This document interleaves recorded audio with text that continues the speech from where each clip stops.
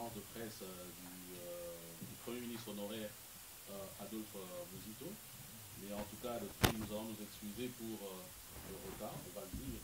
Nous avons eu un petit problème technique pour essayer un peu de tout arranger. Donc, ce n'est pas dû plus à l'orateur du jour. Voilà, donc nous allons l'inviter à faire son entrée dans la salle. Et juste après, nous allons commencer cette conférence de presse qui va, on va dire, du moins si on se met dans une perspective congolaise, inaugurer pratiquement le sommet Union européenne, Union africaine, parce qu'il s'agit tout simplement dans ce cadre-là qui va s'exprimer aujourd'hui. Voilà, donc nous vous annonçons le Premier ministre honoraire Adolphe Muzito.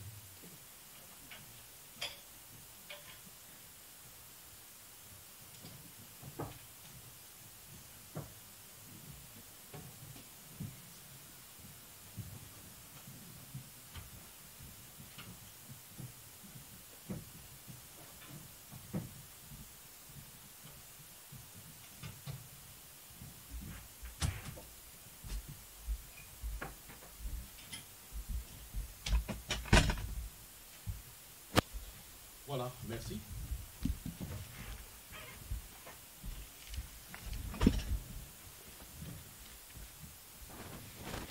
Voilà, sans plus tarder, on ne va plus faire beaucoup de discours. Le Premier ministre honoraire Muzito n'est plus à présenter.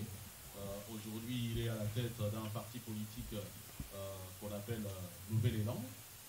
Il est sociétaire de Lamuka, la plateforme électorale qui a fait élire Martin Fayulu et qui malheureusement n'a pas pu exercer avec la suite que l'on connaît, notamment par rapport au processus électoral en République démocratique du Congo. Et il est ici en Belgique et en marge du sommet Union africaine qui se tient à Bruxelles du 17 au 18 février. Il a souhaité donner la position africaine, la position congolaise, quelques idées face aux défis de l'heure. Vous savez que notre pays, il faut le dire, c'est un pays stratégique en Afrique et dans le monde. Et donc, il est, on va dire, on ne va pas dire hors de question, mais il est indiqué que les Congolais puissent se positionner par rapport à tout cela, surtout dans un monde qui devient de plus en plus multipolaire. Donc, nous lui accordons la parole pendant une vingtaine de minutes, on va voir. Et juste après, bien entendu, les journalistes auront droit à un jeu de questions-réponses. Et nous allons rester vraiment très très stricts en ce qui concerne la notion du temps. Voilà, Monsieur Muzito, merci d'être là. Et donc, vous avez la parole. Mesdames, Messieurs de la presse, Mesdames, Messieurs de la presse, chers compatriotes, bonjour. Je vous salue et je voudrais aussi vous remercier d'avoir répondu à mon invitation pour cette conférence que je tiens en marge, ou disons en perspective du sommet, le 6e sommet Union européenne, Union africaine, qui se tient les 17 et les 18 février prochain, ici, toujours à Bruxelles. Ce sommet regroupe les dirigeants africains et européens qui ont l'ambition de mettre en place un partenariat renouvelé. Évidemment, le partenariat entre l'Afrique et l'Europe a toujours existé. Ils veulent le renouveler, ils veulent le renforcer et ils veulent que ces partenariats soient désormais, bénéficient désormais d'un appui ou d'un soutien politique de haut niveau, ce qui fera d'ailleurs que au courant de ces sommets, les différents chefs d'État, qu'ils soient africains ou européens, seront associés aux discussions des tables rondes sur les différentes thématiques dont nous allons parler tout à l'heure. C'est un sommet très important, mais qui a pour vocation essentiellement, ou objectif, la mise en place d'un grand programme, un robuste programme d'investissement qui couvre l'essentiel des activités économiques, sociales et régaliennes. Et ces thématiques, plutôt ces investissements ou les projets qu'ils couvrent seront discutés, comme je le disais tout à l'heure, à travers 5 ou 6 thématiques. La première thématique, c'est le financement proprement dit. Comme vous le savez, tout projet, tout investissement passe par la mobilisation d'abord de ressources. Et les vrais problèmes dans ce partenariat Europe-Afrique a toujours été la mobilisation de ressources.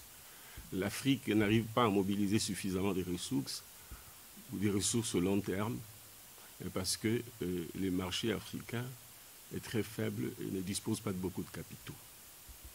L'Europe non plus ne mobilise pas assez en faveur de l'Europe les ressources nécessaires pour des projets, pour des raisons que nous allons examiner lors des discussions. Je voudrais d'abord que notre conférence soit plus une conférence de débat qu'une conférence de presse, même si les journalistes auront aussi un jeu de questions-réponses avec moi. Je voudrais que les Congolais qui le souhaitent posent aussi des questions pour ceux qui sont journalistes comme journalistes, mais aussi d'autres compatriotes, ceux de mon parti.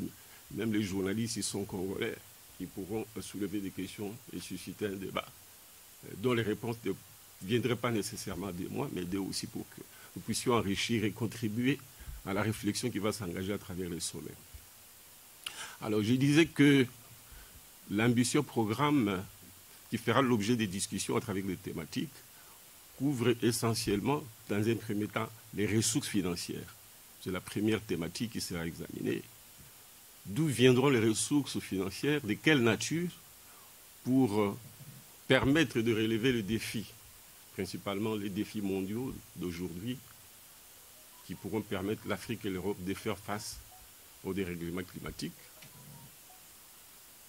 à la crise sanitaire actuelle, mais aussi aux questions sociales liées à la démographie qui fait, comme vous le savez, beaucoup de chômage, beaucoup de souffrances, beaucoup d'émigration, les mouvements migratoires dont c'est plein l'Europe. Comment les arrêter grâce à ces programmes-là?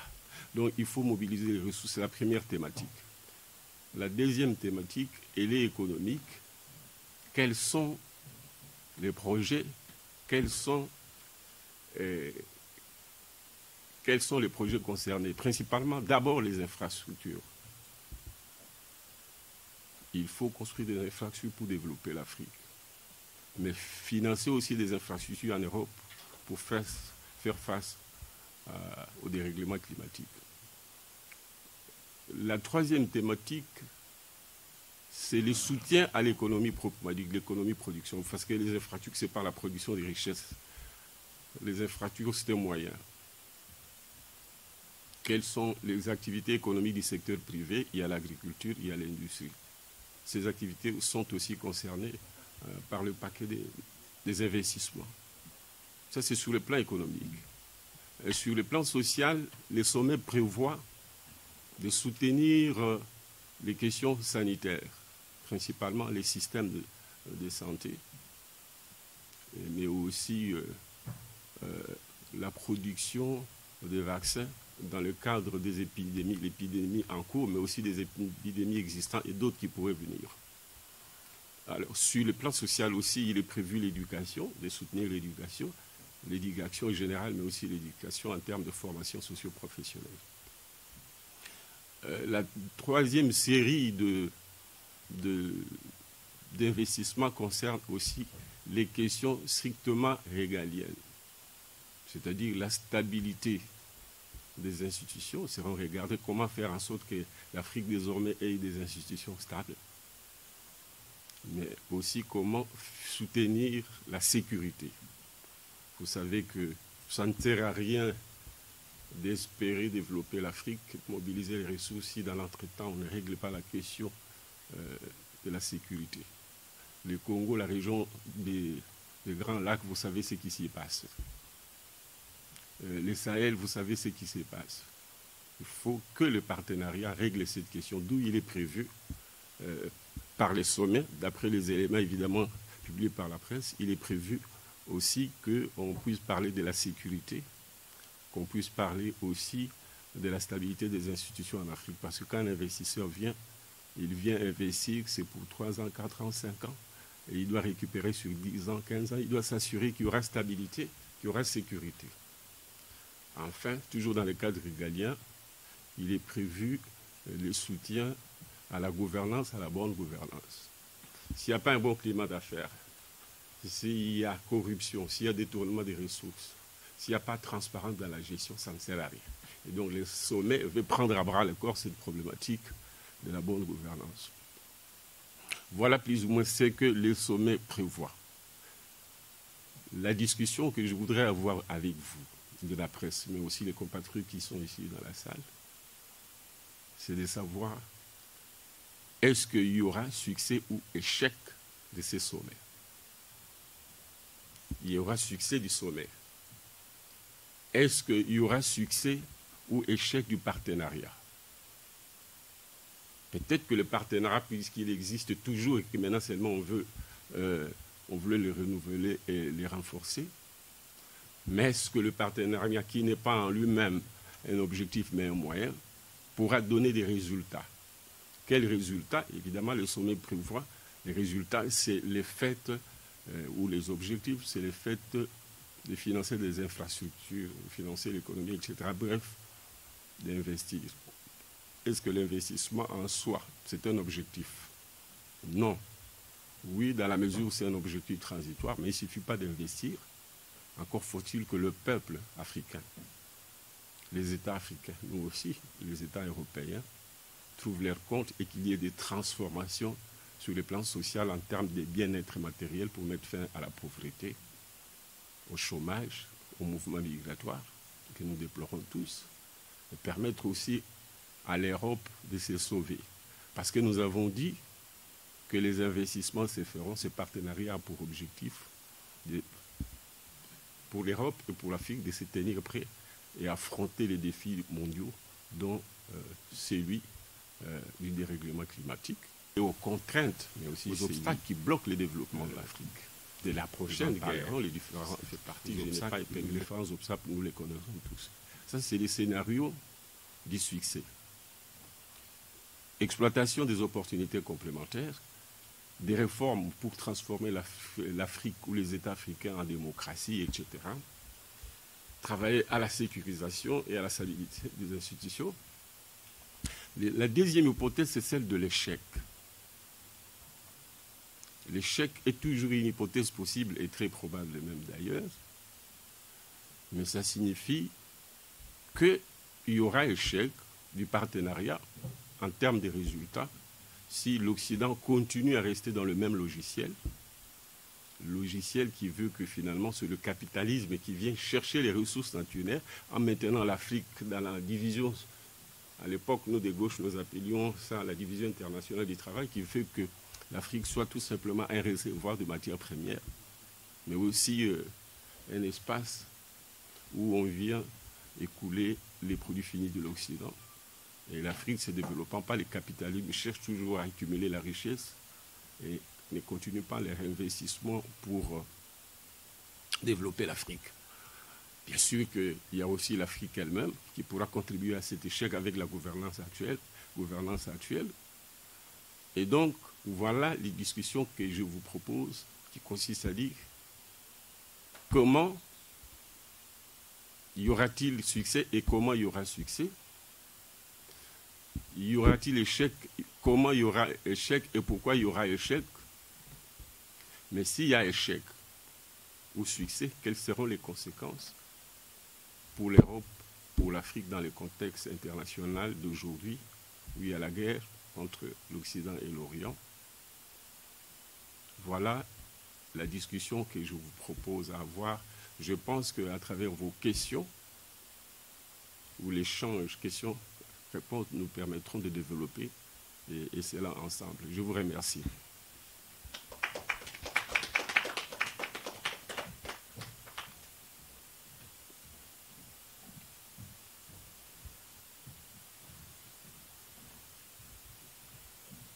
Voilà. Maintenant, c'est donc, merci d'abord au Premier ministre honoraire Adolphe Muzito. Et maintenant, c'est donc la place à un jeu de questions-réponses. Nous allons faire balader un micro, ou les micros qui sont là, notamment celui de la salle et celui du média. Ouais, il y a aussi l'autre là qui est là.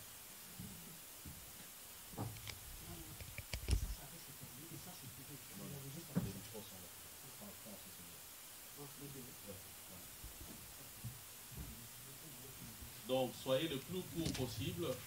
Vous vous présentez d'abord, le média, et après, vous posez votre question. Je ne sais pas qui est le premier à se lancer.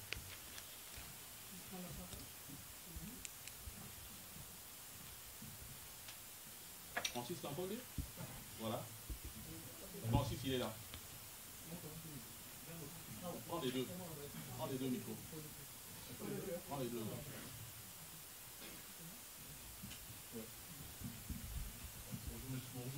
Bonjour, Monsieur Francis Kakondé. C'est déjà un plaisir pour moi de vous rencontrer. C'est dans d'autres circonstances, nous avons fait une conférence de presse. Ma première question, j'en ai d'autres bien sûr, dont je vais aussi enchaîner. La date que vous avez choisie pour faire votre conférence de presse et votre conférence débat.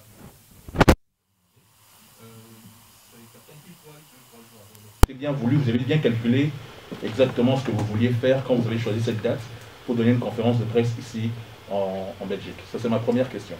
Je ne sais pas si vous répondez ou si j'enchaîne sur la deuxième. À vous de voir. Autant peut-être enchaîner comme ça. Ah, autant enchaîner? D'accord. Beaucoup de gens, en fait, beaucoup de spécialistes disent que la façon de gérer l'économie qu'on apprend dans les universités, partout ou dans le monde, n'est pas forcément adaptable à ce qui se fait économiquement au Congo. Quelle est votre vision après avoir été Premier ministre? Maintenant, vous êtes en dehors. Qu'est-ce que vous aurez pu changer, si vous pouviez revenir en arrière, en étant Premier ministre, pour pouvoir améliorer les relations entre le Congo, donc l'Afrique, et l'Union européenne? C'est mes deux premières questions. Ok, merci. Je commence par la dernière. Si je revenais aux affaires, oui, ce que je vais changer. Vous me ramenez à l'économie. Moi, je suis systémique. Je veux qu'on raisonne de manière globale. Moi, au pouvoir, d'abord, j'espère être au pouvoir dans le cadre d'une bonne coalition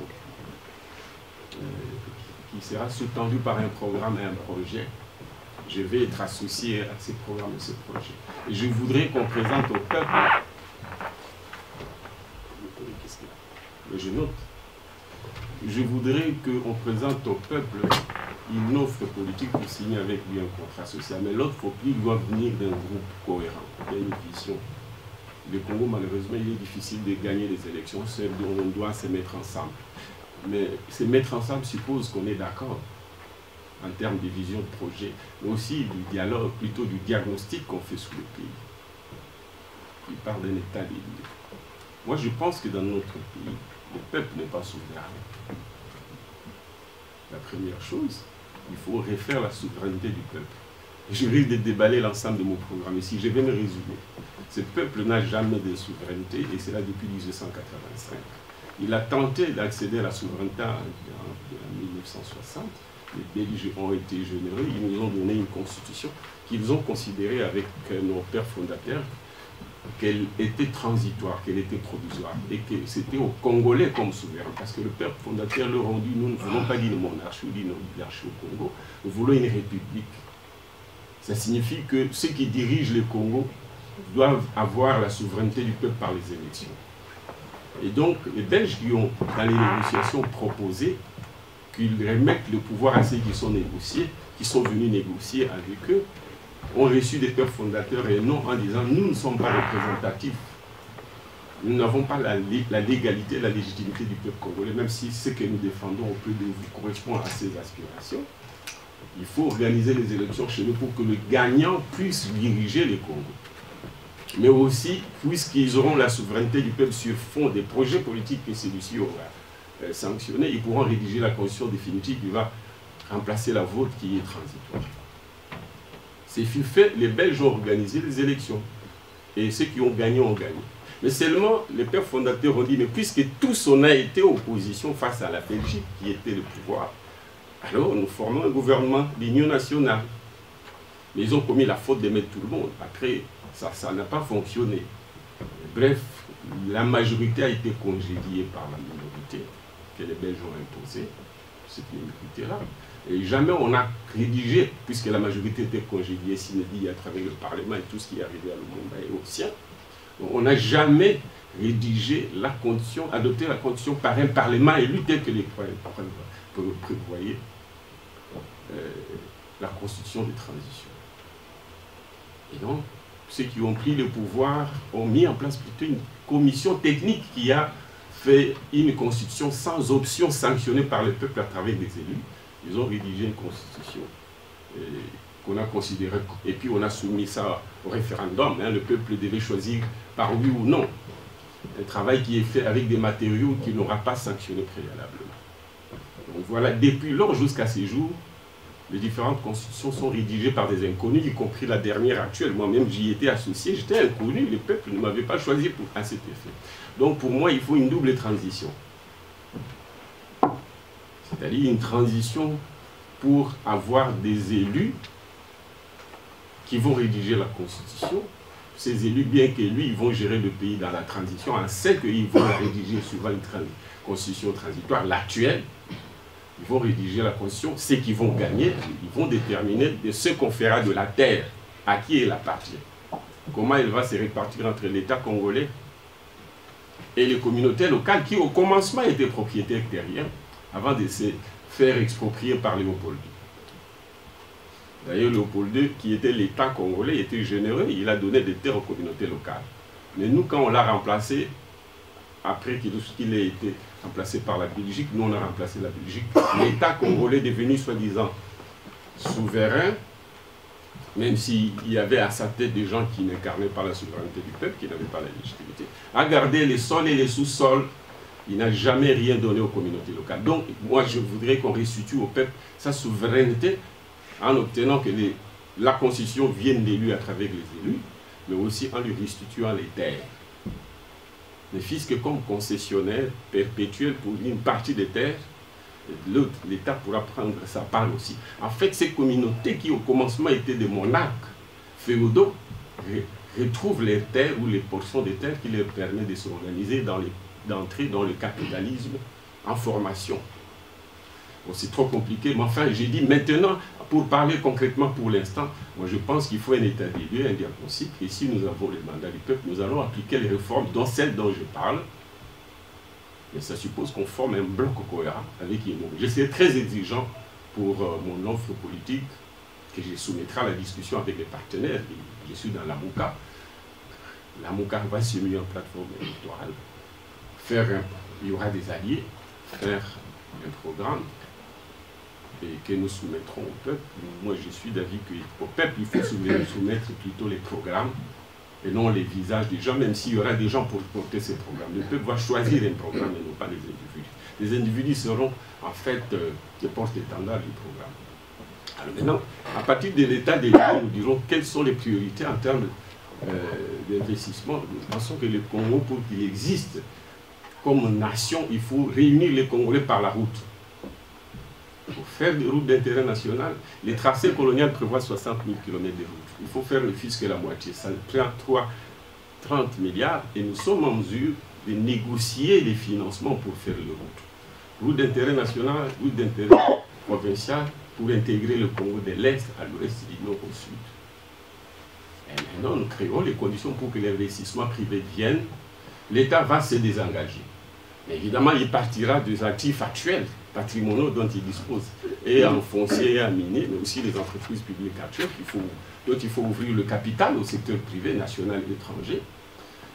Si nous titrisons, nous redistribuons la terre, nous titrisons les actifs miniers, et géologiques et autres, nous pouvons dégager ce que vous... Je crois qu'on n'aura pas le temps, il faut une bonne conférence entre les Congolais pour qu'on voit quel est le potentiel dont dispose les Congos sur le plan minier, pétrolier et autres. Nous sommes les plus riches de l'Afrique, je souhaite que nous débattrons de ça. C'est nous les saluts de l'Afrique et de l'humanité. Mais nous n'avons pas, c'est nous la solution. Mais malheureusement, on n'a pas la clé de la solution, c'est l'Occident et prioritairement la Belgique. Il y a un pourcentage du PIB, nous avons une dette de 10%, on peut aller jusqu'à 60%, 70%. C'est vrai qu'il va se poser un problème de consommation, d'utilisation de l'argent dans la durée, parce que les infrastructures, pour les construire, il faut avoir fait d'autres infrastructures, ça ira lentement. Mais on a cette capacité d'endettement, et parce que même le service de la dette, si on fait l'équation entre les services de la dette, c'est-à-dire ce que nous payons annuellement au titre d'intérêts et des quotités restantes, nous approchons 200-300 millions de dollars, alors que nous avons un budget qui approche les 8 milliards en ressources propres. Donc, Nous avons une balance de paiement qui approche les 15 milliards de dollars. Donc, avec un service de la dette de 300. Donc, on est en dessous du ratio qui veut qu'on ne dépasse pas 15%. Or, on est à 2%. J'ai dit bien service de la dette. Mais la dette elle-même, c'est-à-dire l'encours dû, globalement, c'est 6 milliards. Et non, nous sommes capables de nous endetter. La question est celle des finances, plutôt celle de la gestion. Et non pas celle des agrégats proprement dit, c'est-à-dire du rapport entre le niveau de la dette, notre PIB, notre budget, et notre balance de paiement, ou si vous voulez, nos recettes d'exportation peuvent nous permettre de dégager chaque année 1 milliard pour financer le service de la dette. Aujourd'hui, on est à 200 millions. Si nous nous endettons, encore que la dette implique un délai de grâce pendant lesquels vous commencez à financer les infrastructures.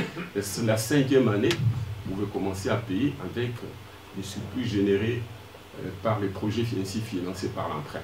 Donc, j'ai cette approche qui consiste à dire comment augmenter le budget de l'État grâce à nos propres ressources mobilisées sur le marché financier. J'ai parlé du fonds des promotions, plutôt les fonds souverains, comment les constituer, les financer ou les gager auprès liquide. J'ai parlé du marché financier international, peut-être des partenaires bilatéraux. Et même, nous avons aussi un allié important historique, la Belgique, la France. La Belgique, parce que c'est notre puissance coloniale, anciennement, on se connaît. On est mieux placé pour nous réconcilier, nous entendre le mieux, parce que moi, Gizenga me disait que les meilleurs amis qu'on a à l'école, ce sont les amis avec qui on s'est donné des coups. On se connaît déjà, on se connaît même les odeurs. La France, nous sommes un pays francophone, et les autres, et leurs partenaires, il y a beaucoup de choses que nous pouvons faire. Je reviendrai particulièrement pour ce qui est de la guerre qui oppose demain l'Occident et l'Orient. La place de l'Europe face aux Américains, aux États-Unis, la place des autres. Donc, en résumé, j'ai beaucoup parlé, mais enfin, je crois qu'il faut mobiliser les ressources. Ce n'est pas avec 7 milliards de budget en ressources propres qu'on peut financer l'enseignement, par exemple, la gratuité de l'enseignement. Qu'on peut financer l'État dans sa fonction régalienne qui est la sécurité, à l'est où on nous manque par un petit pays. Donc on n'a pas de budget, on n'a rien sur sol, PIB faible, mais alors on a tout plus que le monde entier en ressources naturelles. On a tout compris, balancé. Moi je suis de ceux qui pensent qu'une fois au pouvoir, autant l'Occident cache ses connaissances techniques et ses finances. Je n'ai pas fini. On n'a pas l'occasion de parler comme ça. Hein? Il y a du temps, il y a... Oui, voilà. Laissez-moi répondre. Autant eux préservent leurs connaissances techniques, leurs technologies, leurs ressources financières. Autant nous aussi, on doit préserver nous et créer un rapport de force. Je crois qu'ils ont besoin de nos ressources et nous avons besoin de leurs capitaux. Et donc, il faut créer un rapport de force pour qu'ils viennent avec leur argent, leurs connaissances techniques. Et nous leur donnions nos matières premières parce qu'ils en ont plus besoin. Au moins, c'est eux qui savent les transformer. Et donc, nous aurons besoin de tout ça. Bref, en résumé, c'est ça. D'abord, comment mobiliser les ressources internes. Ça, c'est un débat dont nous pouvions parler. La douane, les fiscs, les recettes administratives. Comment augmenter les ressources extérieures grâce à ces fonds à ces fonds souverains pour commencer à construire les Congos en partant de l'évaluation de nos besoins. Voilà. Je pense que toutes les questions... Oui, la deuxième question, vous vouliez savoir les choix. Si, c'est délibérément que j'ai fait ce choix. Je voulais qu'à travers cette conférence, que nous puissions interpeller modestement nos amis, nos dirigeants de l'Europe et de l'Occident, mais particulièrement de l'Europe, pour leur dire, attention, ce que vous faites est stratégique. Ce que vous faites est stratégique. Elle peut même soit tuer l'humanité ou libérer l'humanité, sauver l'humanité du déclin actuel et de la possibilité existentielle, c'est-à-dire c'est une opportunité. Parce que dans les rapports de force dans le monde, il y a les États-Unis. L'Europe est allée dans sa guerre, la guerre de l'Occident avec l'Orient, peut aller avec les États-Unis. Mais les États-Unis, évidemment, considèrent qu'ils n'ont jamais de partenaires, ils n'ont que des supplétifs. Et ils voudront faire de l'Occident un vassal. Pardonnez, c'est ça ma compréhension. Évidemment, les Européens n'iront pas non plus avec les Asiatiques. La Russie est déjà beaucoup plus proche de l'URSS, plutôt de la Chine. Maintenant, quelle est la position stratégique géopolitiquement parlant de l'Europe. Moi, je pense que l'Europe disparaîtra dans cette guerre-là des puissants, parce qu'elle déjà n'est pas très unie, si elle ne s'allie pas à l'Afrique, qui est en fait, autant on a dit que c'est le berceau de l'humanité, c'est par là où l'homme est né, et c'est par là aussi qu'il va rebondir, renaître dans ces conflits, mais aussi surtout dans cette menace climatique. C'est en Afrique qu'il y a des ressources naturelles qui permettront de produire l'hydrogène dont on a tant besoin, l'hydrogène ou l'électricité ou l'énergie verte. Il y a un article qui est paru, c'est un article sur une revue, la revue mondiale sur l'énergie verte, et qui dit que d'ici à l'horizon 2050, il faut que la planète Terre produise avec l'humanité, si vous voulez, produise 700 millions de tonnes de cuivre, plutôt d'hydrogène, pour qu'on ne mette pas plus de 1 million, plutôt plus de 1,8 degrés Celsius qui va perturber l'atmosphère. Alors 700 millions de tonnes d'hydrogène, l'Europe ne peut produire à cet horizon que 10 millions, l'Europe tout en 10 millions de tonnes, vous voyez ce que ça reprend. Le Congo à lui seul, 10 millions aussi. Mais il faut atteindre 700 millions. Il n'y a que l'Afrique qui peut permettre la production de cette énergie. Et je voulais leur dire, parce que l'Afrique a d'abord au nord et au sud des tropiques, les climats de chaleur, beaucoup de soleil, beaucoup de chaleur, parce que c'est désertique au nord et au sud. Mais au centre, dans les tropiques, au-delà de la forêt, qui principalement, dont le Congo a la moitié, nous avons l'amortisseur qui est la forêt équatoriale. Mais surtout, nous, au Congo en particulier, nous avons beaucoup de cours d'eau, y compris les fleuves, qui représentent plus ou moins 44 000 mégawatts, qui permet de produire l'électricité nécessaire à la production de l'hydrogène, qui est en fait une électricité verte dont l'Europe a besoin. Donc c'est ce partenariat-là qui va sauver l'Europe et le monde entier. Aucun pays, aucun continent de tous ceux qui vont se battre n'a cette proximité historique et géographique. Et donc ces partenariats, nous, Africains, on en a besoin pour contribuer à sauver l'humanité. Nous pensons l'Europe occidentale aussi. Comme par hasard, il se trouve que le Congo, qui a les gros des matières premières, des ressources naturelles, le Congo qui est au centre de l'Afrique, le Congo qui est une ancienne colonie belge, et il se trouve aussi que les négociations entre l'Europe et l'Occident se tiennent en Belgique, qui est la capitale en même temps de l'Europe. Et je pense que c'est aussi la capitale désormais de l'humanité avec le Congo. Donc nous voulions leur dire quelque temps en les sensibilisant, de manière à les inspirer modestement par rapport aux enjeux. Je répète que c'est ici où va se décider l'avenir de l'humanité. Si nous croyons aux publications des scientifiques quant à ce qui concerne le dérèglement climatique, mais aussi à la guerre entre l'Occident et l'Orient, dont le salut dépendra du succès de ce partenariat et de ceux qui pourront en sortir. Merci. Cheikh Fita.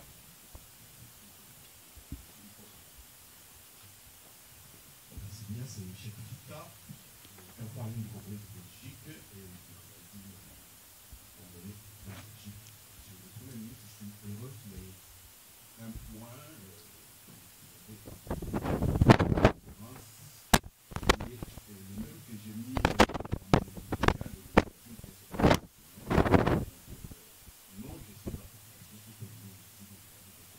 Pardon? Non, gestion de la population, c'est une étude avec le Congo. Il s'agit de la démographie de notre pays qui est aujourd'hui. Non, c'est 110 millions, vous êtes en retard. Oui, c'est la dernière publication de la Banque mondiale. Ça peut être même plus effectivement. Et donc, pour ce sommet qui va avoir lieu, ça, il va d'abord d'avoir été choisi une date vraiment opportune par rapport à ce qui s'est passé. Parce que c'est passé justement c'est jeu. L'Occident n'a pas de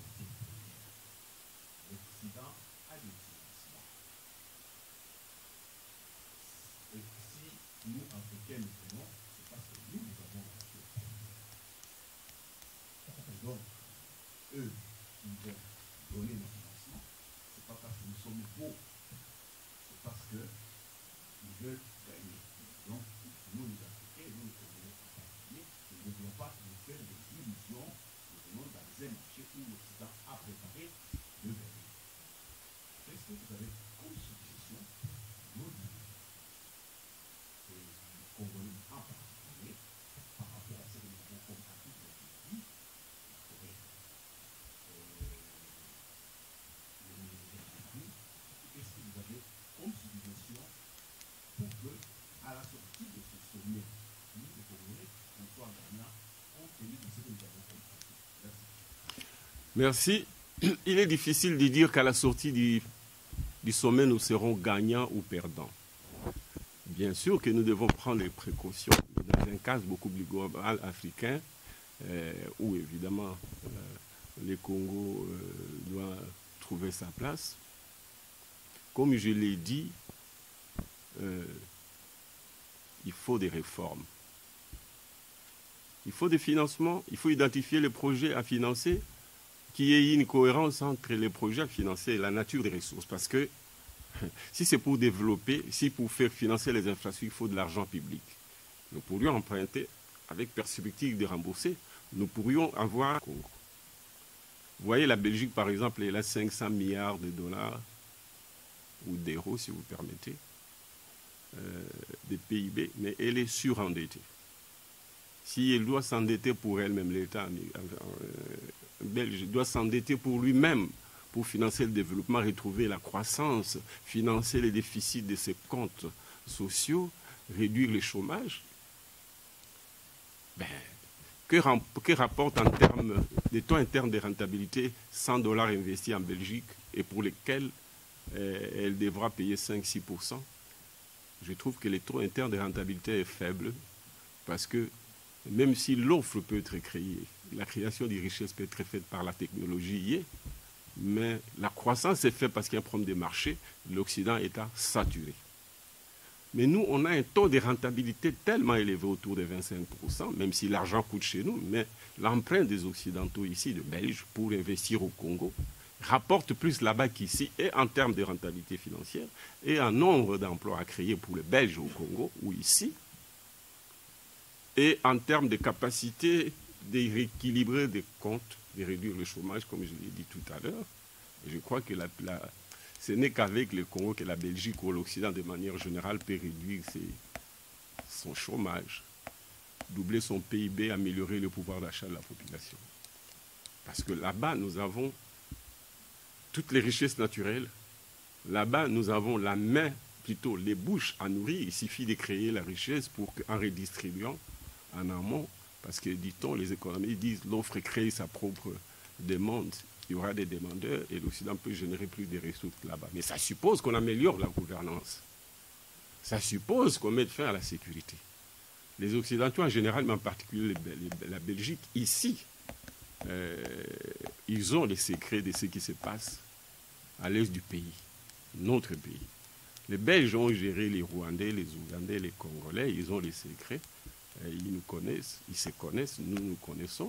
Je crois que en mettant fin à cette situation, nous ne leur demandons pas de mettre fin à cette situation, mais en travaillant ensemble, on peut créer les revenus dont le Congo a besoin pour montrer qu'il est fort, qu'il a des bonnes finances, qu'il a une armée et qu'il peut dissuader les voisins, les petits Rwandais. Alors, donc je réponds en disant, nos dirigeants, je n'attends pas beaucoup d'eux, parce qu'ils font partie du problème. L'Occident aussi fait partie du problème, en ce que, comme nous avons prévu de discuter s'agissant de l'échec, s'il y a échec, c'est parce que l'Occident est capitaliste et ne vient chez nous que pour s'enrichir davantage. Je ne parle pas des populations ni des dirigeants politiques, je parle du capitalisme. Le capitalisme n'a pas des races, de mon point de vue. Le capitalisme n'a pas de couleur. Le capitalisme a une loi. Comment accumuler les richesses? Alors, quels sont les garde-fous qu'il faut faire pour que l'argent qui viendra là-bas soit recyclé là-bas, contribue, l'investisseur récupère son bien, quitte à réinvestir. Ça suppose que nous, on aménage les conditions, de bonnes conditions de climat d'affaires pour que les investissements viennent au maximum et que nous puissions nous développer et que nous puissions retenir notre jeunesse en lui donnant du travail, en réduisant la souffrance, alors c'est à cette seule condition que nous pouvons nous développer. En réponse, donc je résume pour dire que je ne compte pas beaucoup sur nos dirigeants. Je compte peut-être sur les partenariats en disant que les dirigeants africains et les dirigeants européens vont débattre pour introduire des vraies réformes, qu'on mette fin aux dictatures qui sont là-bas, quelles que soient soutenues par les multinationales occidentales, et de manière à ce que petit à petit qu'on ait des institutions stables et des États aussi sécurisés et que le développement soit possible.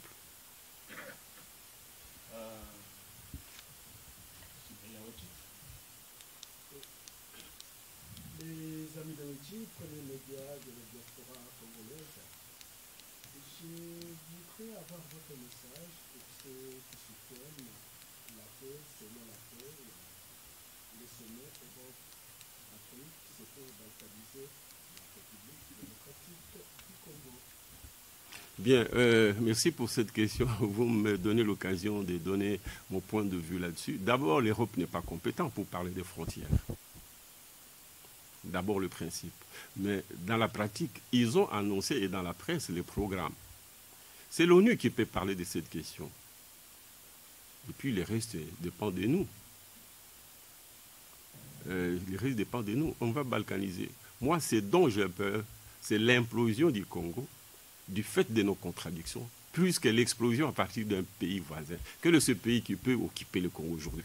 Il y a une occupation politique en termes de leadership sur nos dirigeants. En ce que, vous savez, il y a un proverbe chez nous qui dit, je vais dire ça en lingala parce qu'en français c'est compliqué.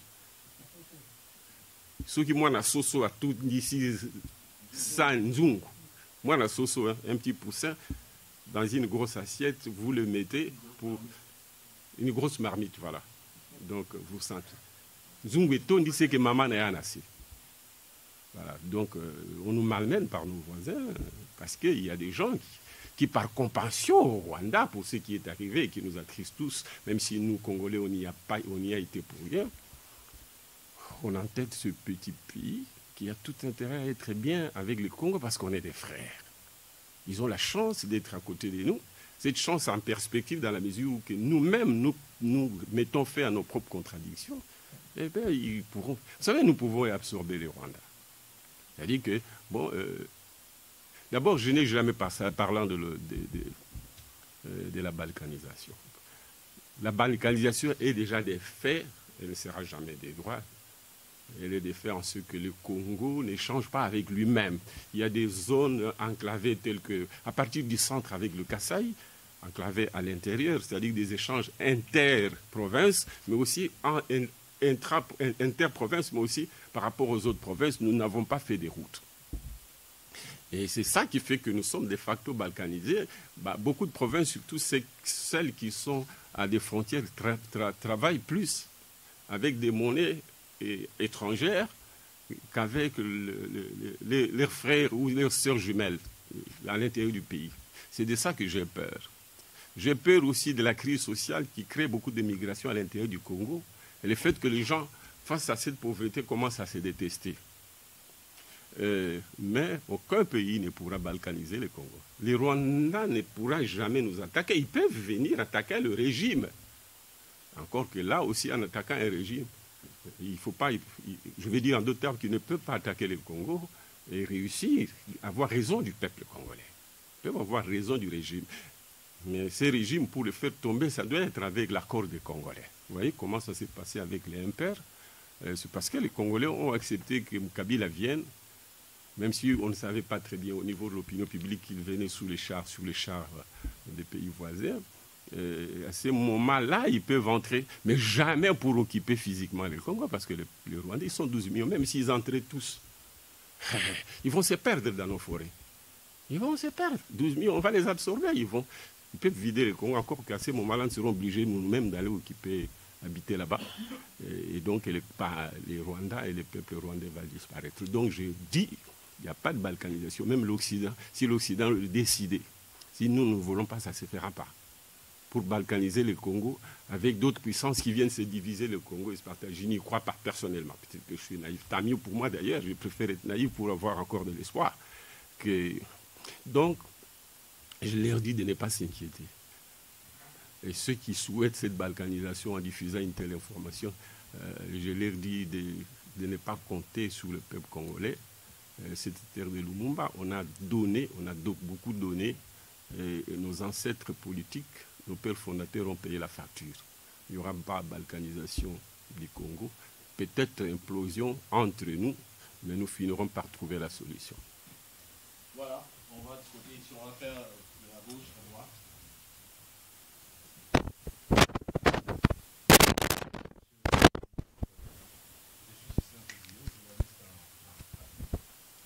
Journaliste.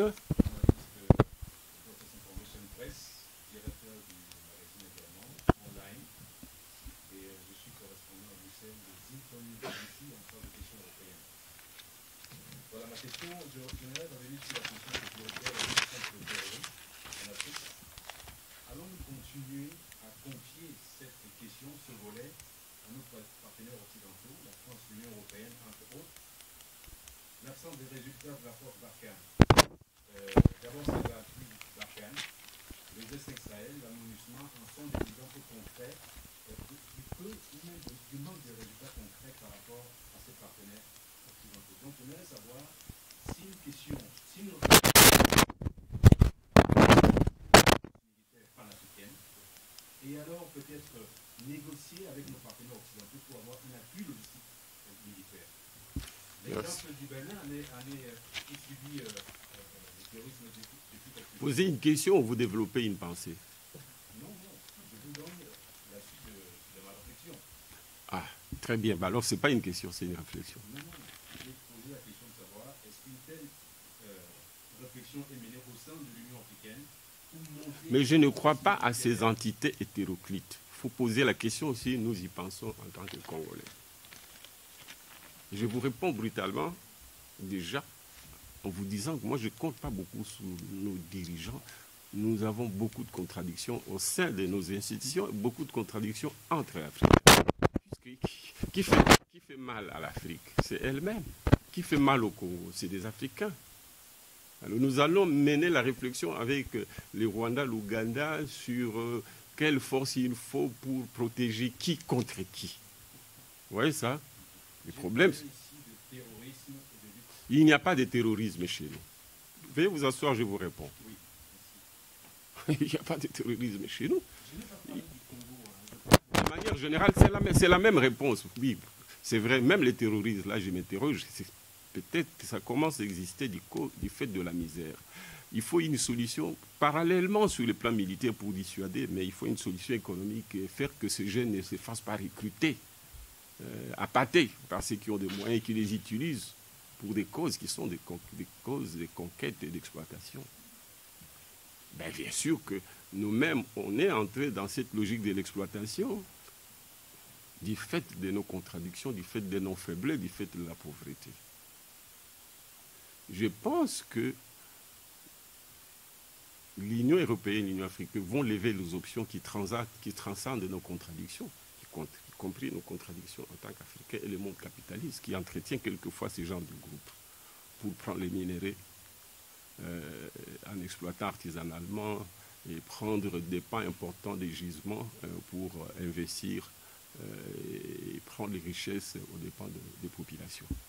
Donc, j'ai dit, ces partenariats, il faut faire en sorte que l'Afrique crée la richesse, permettre aux États d'avoir une bonne fiscalité qui s'assied sur les ressources économiques ainsi mobilisées, afin que ces États aient des budgets qui leur permettent de financer des armées, d'élaborer des armées républicaines. C'est chaque État qui doit se défendre. Et même s'il y a une force internationale qui vient, il doit venir en appoint à une force nationale, une force armée nationale, qui elle-même peut défendre la patrie en ayant l'appoint et le soutien de ceux qui viennent de l'extérieur. Si le pays en lui-même n'a rien comme armée, parce que l'armée et la défense est un attribut de souveraineté. Et il y a une trilogie en matière de souveraineté. Il faut avoir une bonne économie. Ça se résume à la monnaie, avoir une bonne monnaie, premier attribut. Avoir une armée qui dépend des bonnes finances qui peuvent équiper cette armée. Et puis une diplomatie qui, elle aussi, dépend de la capacité de défendre pour peser dans les concerts des nations quand on négocie. Tant que nous n'aurons pas ça, nous serons toujours victimes, y compris de nos propres frères qui entrent dans la bourse pour chercher à manger. Donc, moi, je pense que la solution à cette question passe par la souveraineté des États, qui passe par le développement économique. C'est en cela que les partenariats Europe-Afrique m'intéressent, dans un contexte où il y a les enjeux mondiaux qui obligent l'Occident, pour se sauver, et pour qu'on se sauve ensemble et sauver l'humanité, doit construire un partenariat existentiel avec l'Europe, parce que nous serons tous emportés si nous n'y travaillons pas. L'Europe ne pourra pas le faire avec la Chine, l'Europe ne pourra pas le faire avec les États-Unis, sauf à accepter d'en être supplétif. L'Europe le fera avec... Parce que l'Europe a toutes les connaissances techniques, a toutes les ressources financières, et avec l'Afrique, l'Europe pourra se positionner et peser dans les concerts. C'est ce couple-là qui peut sauver l'humanité. C'est ce couple-là qui fera que l'Europe soit acceptée, sinon elle se fera manger. Parce que si la guerre, c'est la guerre pour les minéraux, et si l'Europe continue à considérer l'Afrique comme un gibier ou une proie, elle ne sera pas suffisamment fort et n'aura pas les partenariats de l'Afrique. Et l'Afrique se fera capturer par les plus puissants que l'Europe, et avec elle aussi, l'Europe se fera manger par les puissants. Donc il faut le couple pour être puissant et jouer dans les concerts des continents en présence. Donc en réponse à votre question, ce sont les États. Et ces États, il faut les viabiliser de par les partenariats Europe-Afrique, de manière à ce que nous nous sauvions comme ça, parce que c'est l'Afrique qui a l'essentiel des ressources naturelles, dont l'humanité, l'Occident dans son ensemble, de l'Orient aussi. Ensuite, quand vous avez déjà eu la parole, je reviendrai vers vous. Journaliste aussi? Non, non, d'abord les journalistes. Georges, après je reviens à la question. Commençons par les journalistes et après.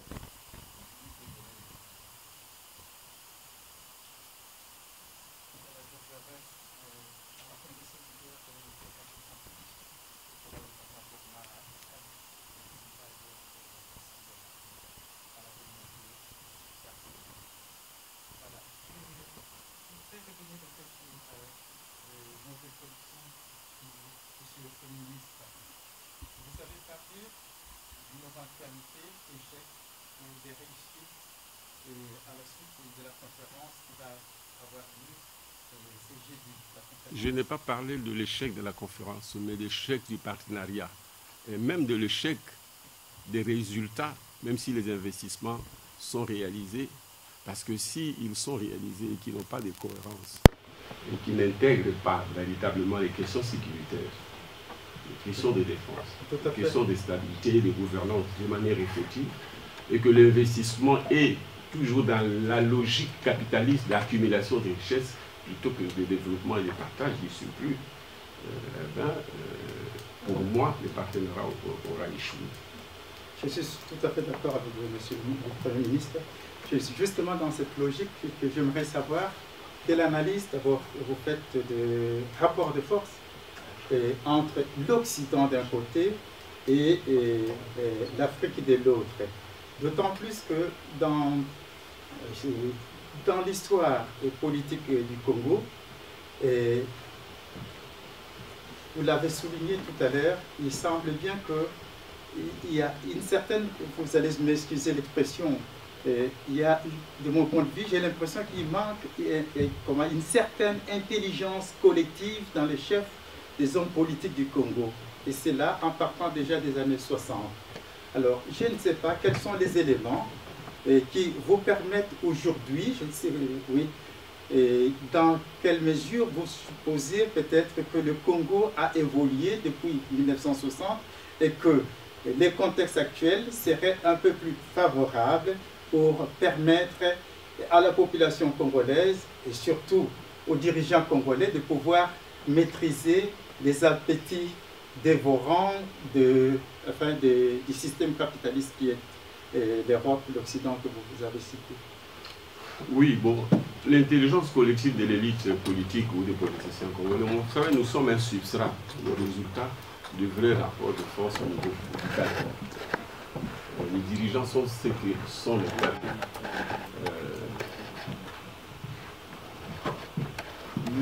Nous avons une élite qui est celle-là du fait que la société n'a déjà pas de corps intermédiaires. On n'a pas de syndicats, on n'a pas d'ONG, on n'a pas d'église, parce que la plupart des églises, c'est ceux qui contrôlent ces églises en c'est-à-dire les charlatans. On a sombré d'abord matériellement et par la suite moralement, mentalement. Alors vous voulez savoir qu'est-ce qu'il faut faire? Si vous pouvez bien reposer la question. Qu'est-ce qui a changé en fait dans le contexte actuel par rapport à tout ce que nos aînés politiques, c'est-à-dire le Lumumba, ont commis comme erreur? Est-ce que la classe politique congolaise actuelle est beaucoup plus capable, a une intelligence collective beaucoup plus développée par rapport à ses aînés? Non, ce sont deux enjeux différents. Les pères fondateurs voulaient la liberté. Nous disaient, nous n'avions pas l'ambition de développer le Congo parce que nous n'étions pas préparés. Et les Belges nous nourrissaient bien, on avait des bouches pleines, tout en Afrique. Nous étions mal placés pour demander l'indépendance. Il ne s'agissait que du développement. Mais nous voulions la liberté. Je dis bien la liberté. C'est-à-dire que nous devons être libres chez nous. Et il donne l'exemple d'un animal qu'on met dans la cage. Même les lions, vous le mettez dans le parc, vous lui donnez à manger les gibiers qu'il aime bien manger, il ne sera pas content. Il voudra attraper lui-même son propre gibier en courant. Donc, la liberté. Quitte à ce que tu manges bien, mais tu es libre. Parce que la liberté est plus importante que les bien-être matériels. Et donc, ils voulaient l'indépendance. Ils n'ont commis aucune faute.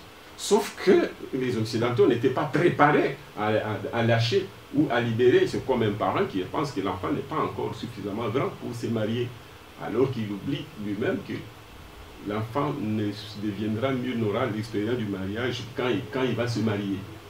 Nous voulions la liberté, qui est à ce que petit à petit qu'on commence à construire, apprendre à construire le pays, en formant les jeunes gens, mais tout cela sous l'accompagnement des Occidentaux, des amis occidentaux. Le monde, si vous les suivez, il disait bien ça. Mais dans les contextes de la guerre froide, on les a balayés parce qu'on avait peur de la démocratie et de la liberté. Dans les contextes de la guerre froide, avec la possibilité que le pays devienne libre et pouvait faire entrer l'Occident, plutôt l'Orient, l'URSS ici. C'est un contexte, il faut comprendre, c'était des bonnes guerres. Mais alors, la question que vous posez, comment, fort de cette expérience, de ces ratés-là, qui ne correspondent pas au fait que nos aînés se sont trompés, ils avaient besoin. Gizenga nous dit d'ailleurs, nous en prend, il dit, je suis allé à Moscou demander les armes contre l'Occident. L'Occident a tremblé parce que j'ai parlé sur la radio Moscou. Il dit, heureusement que je n'étais pas aussi lettré que vous. Si j'étais universitaire comme vous, j'allais prendre peur. Parce que j'aurais compris qu'on ne joue pas avec l'Occident. Jouer avec l'Occident, c'est comme un petit animal que j'étais dans la gueule du loup. Qui pouvait comme ça, j'ai disparaissé. Il dit, grâce au fait que nous étions moins instruits, on n'avait pas toujours beaucoup de visions, on a accepté de braver l'Occident. Et vous qui êtes universitaire, à la place, vous auriez affaibli par vos connaissances, vous alliez dire, attention, je vais me faire voir. On avait besoin de prendre ces risques-là pour devenir libre. Quelles que soient les erreurs que nous avons commises, dialectiquement, ça permet aux générations suivantes d'apprendre sur le fond de nos erreurs pour faire mieux. Alors, maintenant, la situation s'est dégradée parce que nos pères fondateurs n'ont pas réussi à continuer la gestion et le programme mettre en place. Ceux qui sont venus ont fait autre chose et la dictature a continué. Moi, je me plains de ceux que l'opposition, entre guillemets, de manière générale en Afrique, les gens disent, comment je dis, disent nous combattons les dictateurs, alors qu'il ne s'agit pas de combattre les dictateurs. Il faut combattre la dictature. Parce que vous pouvez changer le dictateur, partir de la dictature, vous pouvez même en devenir les produits ou les sous-produits, comme c'est le cas aujourd'hui. Il faut combattre les systèmes et non pas un individu. Il faut remplacer les systèmes par des réformes et non pas être celui qui remplace, etc. C'est le système qui doit remplir, le nouveau système qu'on doit incarner, qui doit remplacer l'ancien. Il ne suffit pas d'avoir un seul homme, il faut un groupe, une vision et des réformes. Et la dictature, on ne met pas fin à la dictature par la démocratie qu'on décréterait. La démocratie, ça s'est construit aussi. Il faut en avoir la culture. Il faut apprendre au peuple d'assumer cette démocratie. C'est un processus. Donc, en résumé, nous avons une faiblesse comme élite. On n'est pas plus intelligent que les autres parce que dans l'entretemps, on n'a pas réussi à se forger un comportement, une vision, étant toujours dans la servitude. Vous ne pouvez pas. Un peuple ne peut pas s'en sortir s'il n'a pas des dirigeants qui s'est choisi. Un peuple en captivité ne peut pas s'en sortir. Il y a même dans le règne animal des animaux qui ne procréent pas quand ils sont en captivité. C'est difficile pour nous de penser que nous sommes... Peut-être qu'on a un peu plus de connaissances, mais on a moins des libertés d'expression, des libertés intellectuelles et d'initiative comme nos ancêtres politiques. Mais moi, je suis dialecticien et je crois beaucoup à ce que la société avance du fait des erreurs. Et ces erreurs, je crois que nous pourrions nous en sortir si nos amis occidentaux, heureux de la crise écologique, heureuse la crise écologique, heureuse la guerre entre l'Occident et l'Orient, peut-être que nous pourrons nous réconcilier. On avance vers quelque chose de plus juste et de plus équilibré. Francis Kankondé. Oui, Monsieur le Premier ministre. Oui. En fait, j'ai oublié de dire tout à l'heure, je représente la chaîne radio Zap Congo, la chaîne télé Antenne A, que vous connaissez à Kinshasa, ainsi que Média Pro Télévision. Ma question, je parle de l'homme maintenant. Je parle à l'homme, pas au Premier ministre, à l'homme qui a l'expérience. Aujourd'hui, il se passe un problème chez nos frères et chez nous-mêmes au Congo. On a un peu une crise de confiance auprès des hommes politiques. Je m'explique. Depuis les années 60 jusqu'à aujourd'hui, tous les gens qui ont le plus étudié dans la diaspora ou au Congo ont tous pris le pouvoir à tour de rôle. Tous, chacun, quel que soit les présidents, ils ont tous pris le pouvoir à tour de rôle. Alors il se fait qu'aujourd'hui, le peuple congolais, je ne parle pas de leur nom, mais je dis juste le peu de critiques que je reçois dans mes émissions, ils se demandent pourquoi on leur ferait confiance alors qu'on ne sait même pas déterminer idéologiquement parlant, la gauche de la droite. Les gens suivent les hommes, mais il n'y a pas de vrai programme établi. Comme vous avez dit tout à l'heure, il faudrait un programme de coalition, un programme où vous êtes tous mélangés, où vous donnez des idées. Mais techniquement, vous qui êtes, pardon de le dire, un homme intellectuellement un peu plus que les certains, quelle différence faites-vous par rapport à ce qui se passe dans l'Occident entre ceux qui sont de droite ou de gauche? Parce qu'au Congo, idéologiquement parlant, on ne voit pas trop la différence. Ok. Voilà. Bien, au Congo, il n'y a pas de clivage gauche-droite. Il y a peut-être un clivage les gens d'en haut et les gens d'en bas. C'est-à-dire les élites et leurs oppresseurs et la population qui est en bas exploitée dans cette élite, en connexion avec ce qui leur donne le pouvoir ou qui les aide à rester au pouvoir en dépit de leur illégitimité ou de nos illégitimités. Ce n'est pas une question véritablement d'intelligence. Bon, ça c'est une condition nécessaire mais pas suffisante. Tout dépend comment j'arrive au pouvoir, avec qui et pourquoi faire. Si j'arrive au pouvoir comme un homme soumis, qui n'a pas un minimum d'indépendance, mais cette indépendance doit être intellectuelle, mais doit reposer sur une offre politique que j'arrive à imposer, pour lesquelles j'ai le contrat du peuple avec le peuple. À ce moment-là, je me sentirai l'obligation de rendre compte, parce que le peuple, c'est lui la force pour la démocratie. Ce n'est pas que les dirigeants soient forts. Les dirigeants paraissent forts, ils imposent parce que le peuple est faible. Ici, on parle de gauche et droite. La gauche est soutenue à comme fond les masses ouvrières, les paysans, ceux qui gagnent peu. Mais ça, c'est le reflet de l'infrastructure économique qui fait qu'il y ait l'exploité par le capitalisme. Il y a d'une part ceux qui ont le capital, d'autre part ceux qui ont le travail. Ceux qui ont le capital, ils organisent le travail, et ceux qui ont la force de travail, ils viennent apporter, ils créent la richesse et la répartissent. Ce sont les rapports de production et la manière dont la revenu est distribuée qui crée ces superstructures qui sont la gauche avec son syndicat de gauche pour caricaturer, la droite avec sa bourgeoisie et les syndicats de patrons. Donc la gauche et la droite c'est sous-tendu par un ordre social en amont. Mais chez nous, ces clivages n'existent pas, il n'y a pas de capitalisme. Il n'y a pas de syndicat de capitalisme. La fait que chez nous, c'est misérable. Les gros des troupes se trouvent dans l'informel, incontrôlables et inorganisés, pour défendre les intérêts. Ce qui se passe chez nous, on aliène les actifs au profit des étrangers, sans respecter ne fût-ce que le petit calcul, c'est parce qu'à l'intérieur, s'il y avait une bourgeoisie qui a des capitaux, qui pèse sur les dirigeants politiques en disant tiens, mais vous voulez vendre Snell, Régis des autres, mais vendez-la nous. Et quel est le prix? Ils seront obligés de respecter la procédure pour qu'elle n'entre pas en conflit avec les mondes capitalistes qui veulent qu'il y ait un minimum de transparence pour que chacun gagne. Donc vous avez des dirigeants faibles en termes moraux parce qu'il n'y a pas en amont de forces sociales qui les contraignent. Même chose du côté de la masse, qui est l'autre composante de la société.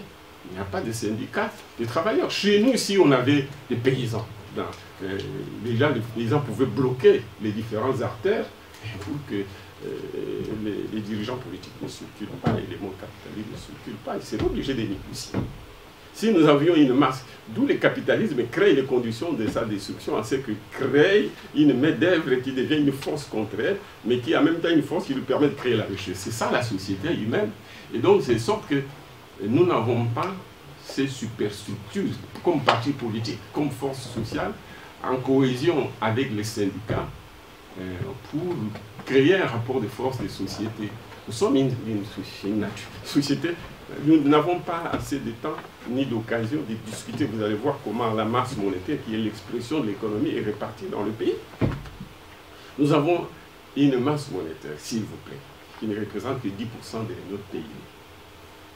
Nous avons un crédit qui est la contrepartie de l'épargne au Congo, qui se situe au niveau de 4 milliards, 4-5 milliards de dollars, qui représente moins de 10% de notre pays. Et ici en Occident, la masse monétaire, les crédits à l'économie, en Belgique, il y a des crédits pour plus ou moins 500 milliards de dollars qui correspondent à la richesse du pays et qui est disponible dans les systèmes bancaires pour que chaque Belge qui veut, pour autant qu'il ait un revenu pour payer, puisse s'endetter. Chez nous, même si tu veux t'endetter, il n'y a pas de monnaie.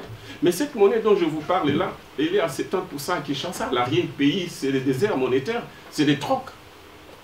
Alors, dans un tel environnement, il y a des choses qui sont en Occident que vous voyez qui chez nous ne peuvent pas fonctionner. Le paysan est dans la cueillette, il est dans les trocs. Il est exclu politiquement, parce qu'il est exclu socialement. En fait, quand vous n'êtes pas socialement existant, vous cessez d'être politiquement et d'avoir une expression politique. Alors, ces déficits d'infrastructures créent les déficits de la superstructure, créent les vides économiques, permettent aux dirigeants d'opprimer la base, tout en étant eux-mêmes opprimés. Si j'entre dans un gouvernement où j'y vais comme client politique, sans projet politique, sans identité, sans personnalité, je jouerai le jeu du grand nombre. Je me plaignais parce que vous avez dans le gouvernement des gens qui se plaignent, qui disent « Ah, moi, quand et pourtant, je dis « Mais ici, tout le monde se plaint de tout le monde. » C'est trop compliqué, hein. Regardez nos partis politiques, ils sont d'autant plus faibles que le gouvernement ne les soutient pas, parce qu'il n'y a pas de financement de partis politiques, ni de remboursement des dépenses électorales. Alors les partis politiques deviennent les biens de celui qui les finance, y compris les ministres que vous devez contrôler, parce qu'il est au gouvernement et qu'il doit rendre compte aux partis qui jouent les rôles dirigeants, parce qu'ici, c'est le parti qui gère. On sait que c'est le parti qui rencontre, qui investit les ministres et les députés, c'est lui qui rencontre le peuple. Et c'est le parti qui appelle les ministres et les députés, venez messieurs. Nous pensons que vous sortez de la ligne. Sinon, nous allons vous faire tomber. Vous voyez ça? On n'a pas de parti. Moi, je suis en train d'en faire. Et donc, ces partis, même quand ils existent, ils n'ont pas une idéologie. Parce que vous allez trouver l'électorat en fonction de quoi? Parce que cet électorat qui est dans la société, il doit représenter un groupe d'intérêts comme ici, vous voyez. En France ou en Belgique, vous voyez tel dirigeant est soutenu par les gens d'une catégorie sociale. Ils sont une force qui les soutient, l'aide à arriver au pouvoir, et en même temps, les contrôle et peut le démettre. Donc, peut vous faire et vous défaire. Donc, on ne peut pas être dirigeant fort par nous-mêmes, on doit être fort par le peuple. Mais on peut aussi être fort par l'ennemi du peuple. Ces moments-là, vous travaillez pour servir cet ennemi-là, servir les intérêts qui vous mettent en antagonisme avec le peuple. C'est un peu simple, un peu la situation. Juste la crise de confiance, Monsieur Excellence. La crise de confiance doit commencer par avoir l'absence de conscience par vous-même, le peuple. Parce que vous, les dirigeants sont ce que vous voulez qu'ils soient ou ce que vous êtes. Alors vous plaignez-vous de vous-même. J'ai dit que les oppresseurs, les dirigeants que nous sommes, nous ne donnons au peuple que ce qu'il peut nous demander, tout en étant une force, c'est pour une force sociale. Quand vous êtes un syndicat, vous n'êtes force sociale que si vous êtes réellement force, vous pouvez bousculer le pouvoir en place. Donc le peuple n'a qu'à s'en prendre à lui-même. Enfin, c'est nous qui devons l'organiser pour qu'il se dresse contre nous, c'est dialectique. Pour qu'il soit en position de nous faire et de nous défaire. Ça, c'est un processus historique. Ne vous plaignez pas de la crise de confiance. Pour avoir confiance en quelqu'un, il faut avoir le pouvoir de sanctionner parce que c'est vous qui l'aurez créé. et que c'est à vous qu'il est redevable. Nous sommes dans ces pièges historiques. Voilà, je vais revenir ici, mais peut-être que permettez-moi aussi de poser une question, parce que sinon on ne va pas, la conférence va finir sans que je n'ai posé une question. Et, vous avez parlé tout à l'heure de relations, peut-être rebondissant un peu sur la question de notre collègue, notamment de relations entre États en Afrique, parce qu'il me semble bien, avant d'aller chercher partenariat qui marche ailleurs, il faudra aussi, comme vous l'avez dit, que vous-même, vous puissiez être en phase les uns les autres pour un développement harmonieux de l'Afrique. Mais tout récemment, on a suivi la sortie du président rwandais, Paul Kagame, qui a estimé qu'il pouvait venir en République démocratique du Congo régler ses problèmes et qu'il il ne demandera avis à personne si jamais l'intérêt du Rwanda le dictait. Et je me suis souvenu directement de votre sortie il y a, je pense, une année ou une année et demie, où vous avez estimé que la seule solution pour trouver la solution, notamment par rapport à la crise à l'est, dans l'est de la République démocratique du Congo, c'est faire la guerre au Rwanda. Avec cette nouvelle sortie, vous estimez que finalement, que cette dynamique-là est la seule, ou bien il y a possibilité, peut-être dans le cas de l'Union africaine, que vous puissiez peut-être sensibiliser le Rwanda autrement? Oui, il faut sensibiliser le Rwanda, l'Union africaine, mais l'Occident aussi. Hein. En fait, j'ai donné un proverbe ici pour dire que quand un petit poussé remplit l'assiette, c'est que sa maman est en dessous. Le Rwanda est gâté, soutenu par ceux qui en fait se reprochent ce qui est arrivé là-bas, le génocide. C'est dommage, comme je l'ai dit ici, nous n'avons rien fait pour qu'il en soit ici, même si nous sommes solidaires en tant qu'Africains, en nous disant, bon, ça ne devait pas arriver et que ce n'est pas bon, cette question de génocide. Je dis ça, effectivement, qu'il faut faire la guerre au Rwanda. Mais qui peut faire la guerre au Rwanda, sinon un pouvoir souverain qui vient du peuple, et qui est aussi économiquement en mesure de financer une armée qui peut dissuader le Rwanda. Vous voyez que le président Kagame a dit la même chose que moi, sauf que lui n'a pas raison de le faire. Ils ont dit, bon, nous allons attaquer le Congo, on va leur faire le... Sauf qu'ils ne peuvent pas attaquer le Congo. Ils peuvent poursuivre un régime, encore que là, nous n'accepterons pas, et donc ils n'entreront pas. Je vous ai dit que les Rwandais, même s'ils venaient avec une armée de 12 millions d'habitants, parce qu'ils sont 12 millions, ils ne pourront pas entrer au Congo sans notre autorisation. On n'a pas besoin des armes pour ça, de toute façon, ils vont se perdre. 12 millions, ils vont les perdre, ils vont se perdre, ils sont obligés de négocier. Et s'ils entrent, ils vont vider les Rwandais. Et à ce moment-là, nous pourrions y aller à pied. Et les Rwandais vont disparaître. Je vous dis des choses qui sont concrètes. Il va disparaître. Non, moi je crois que Kagame s'amuse. Il dit il viendra, mais peut-être qu'il viendra gesticuler à la frontière. Peut-être que l'armée congolaise ne pourra pas. Il fait la différence entre le régime et l'État congolais, qui doit redevenir souverain et qui doit avoir une armée qui peut faire la guerre. On n'en aura peut-être pas besoin. Dès que le peuple revient sur le pouvoir légitime, le Rwanda va se taire. Et nous allons mettre de l'ordre pour qu'ils viennent. Vous savez, ils sont 500, ils sont 12 millions d'habitants sur un espace de 26 500 km². Et demain, bientôt, avec le taux de fécondité qui est le leur, et les nôtres aussi d'ailleurs, ils vont devenir 24 millions d'habitants, ils seront 1000. C'est un peuple d'éleveurs, il n'y a pas d'espace. Ils viendront chez nous et ils y viennent déjà. À nous de mettre de l'ordre chez nous. Je tiens beaucoup au projet de titrisation de terres en passant par la redistribution de terres aux communautés locales qui sont les occupants, les premiers occupants. S'ils ont les on ne peut pas l'occuper. Les territoires et la démographie font l'histoire.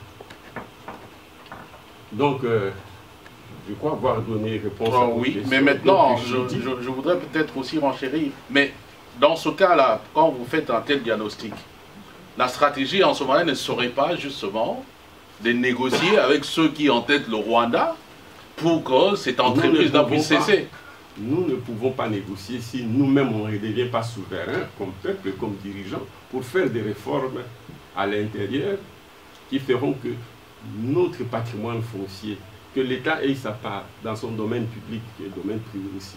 Que les communautés locaux deviennent des vrais chefs féodaux qui redeviendront, grâce au progrès des sociétés, rentreront dans le capitalisme, y compris. Moi, j'ai été dans les Kwango pour regarder les bovins qui étaient venus avec des vaches. J'étais en colère, pas contre ceux qui sont venus, les Tutsis. Non, non, non, non, non. Moi, je veux que les Africains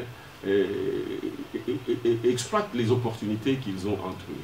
Moi, j'étais en colère contre moi-même, contre les dirigeants politiques qui font que les communautés locales n'ont pas leur terre pour que l'arrivant respecte et négocie avec elles.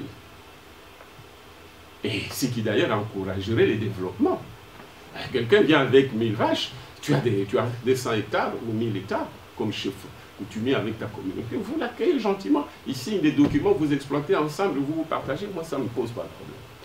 J'ai trouvé que le contexte migratoire en Afrique est gêné par le fait que l'Afrique ne met pas l'ordre en son sein et le Congo ne met pas l'ordre en son sein pour accueillir les investisseurs en étant comme propriétaires originaires des détenteurs des titres et qui font que vous pouvez passer de la copropriété indivise vers la propriété privée avec l'avantage que vous êtes concessionnaire perpétuel et que celui-là vient, vous lui donnez un espace comme concessionnaire ordinaire dont les droits des jouissances sont limités dans le temps.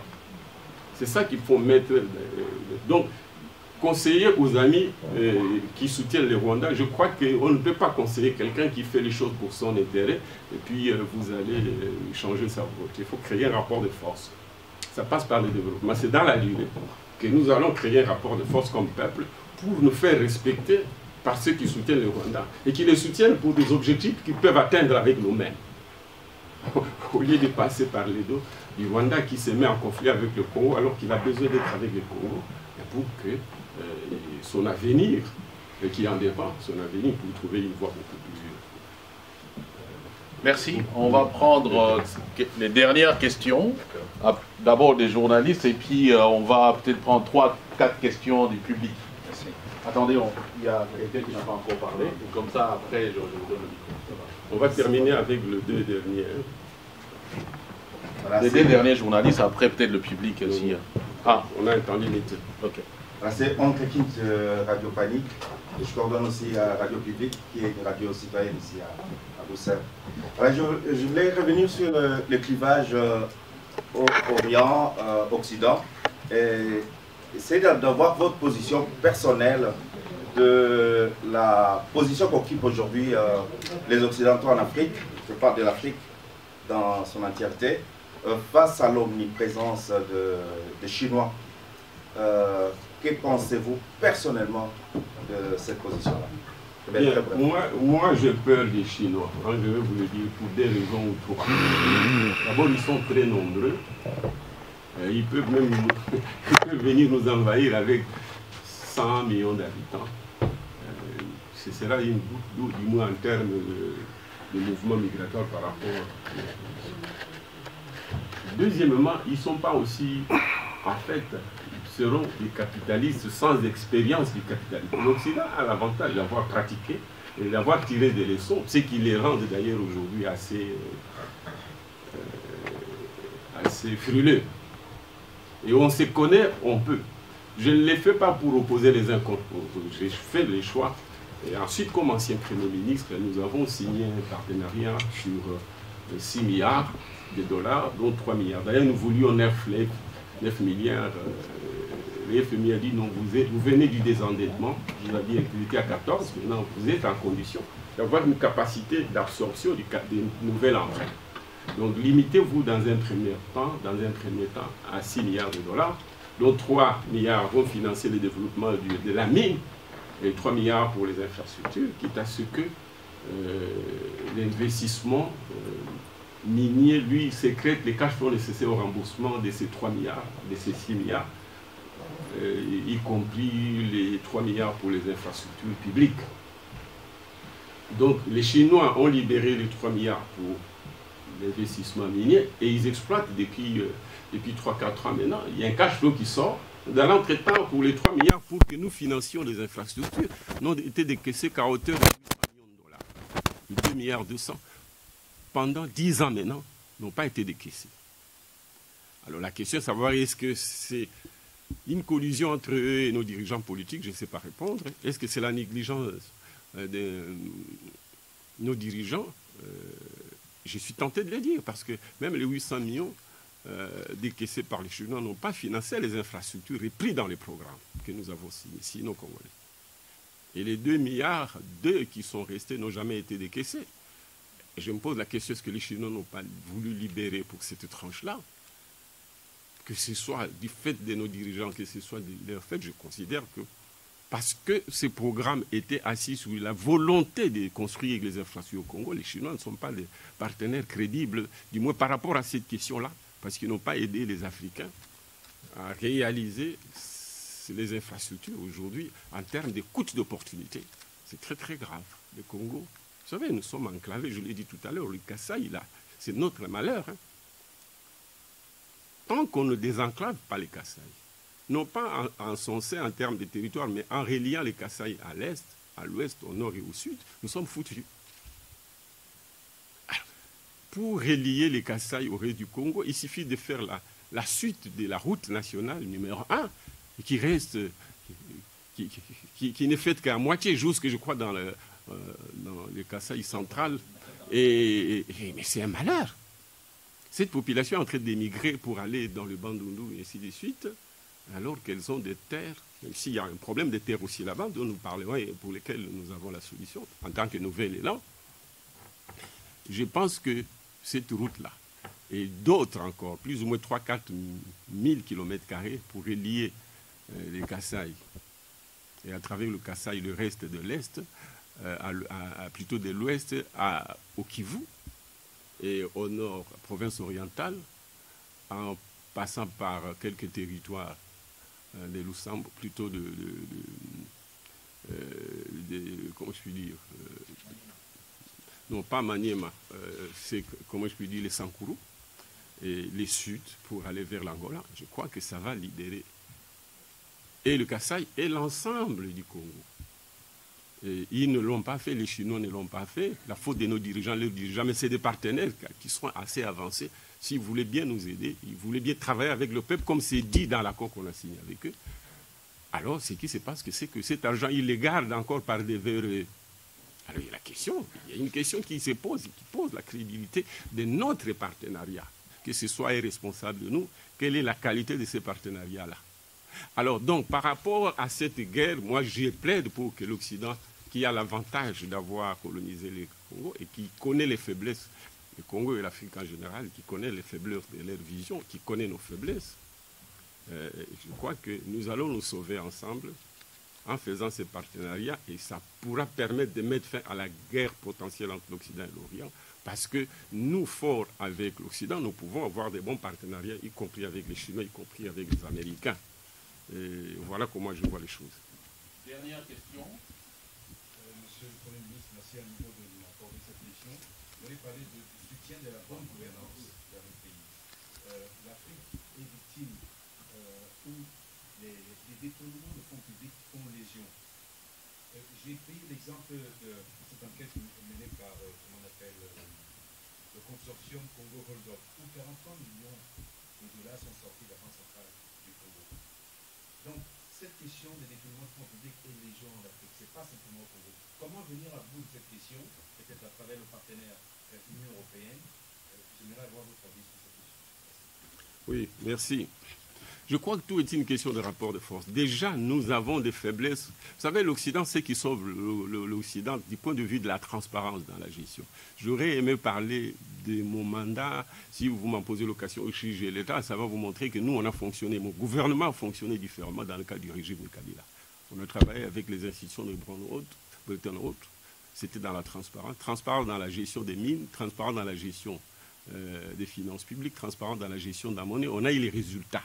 La première fois dans l'histoire du pays, on a quadruplé au cours d'un mandat le budget de l'État, s'il vous plaît. Et quand ces choses n'entrent pas, c'est que nous sommes un problème. C'est-à-dire qu'on n'est pas sensible. Pardonnez-moi l'expression, c'est là que c'est bouché là-dedans. vous n'avez pas la capacité d'apprécier des bonnes choses, c'est que vous ne saurez pas apprécier en connaissance de cause les mauvaises choses. Quadruplé depuis que le Congo est indépendant, on n'a jamais été au-delà des milliards, même si la valeur de ces dollars n'est pas la même dans les temps. On a quadruplé. Avant moi, on n'avait jamais quadruplé. C'est qu'il y a une façon de gérer.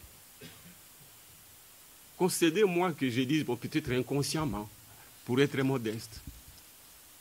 Mais tout ça vient de l'ADN et le réflexe lié à notre parcours transparent. C'est la manière dont on est arrivé au pouvoir qui a fait que nous soyons redevables et que nous nous sentions l'obligation du résultat. On a quadruplé.